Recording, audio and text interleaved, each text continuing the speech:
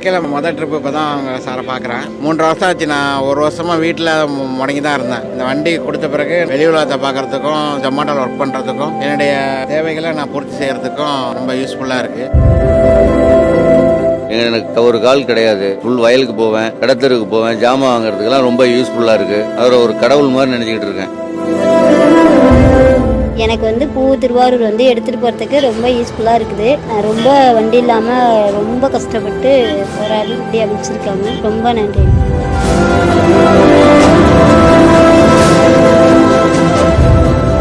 ஒரு வேலைக்கு போகிறதா இருந்தாலும் கடைக்கு வேலைக்கு போகிறதா இருந்தாலும் இதை எடுத்துக்கிட்டு நான் ஒண்டியாகவே போயிட்டு ஒண்டியாகவே வந்துடுறேன். பிள்ளைங்களை எல்லாம் எதிர்பார்க்க வேண்டியதில்லை, யாரையும் எதிர்பார்க்க வேண்டியதில்லை.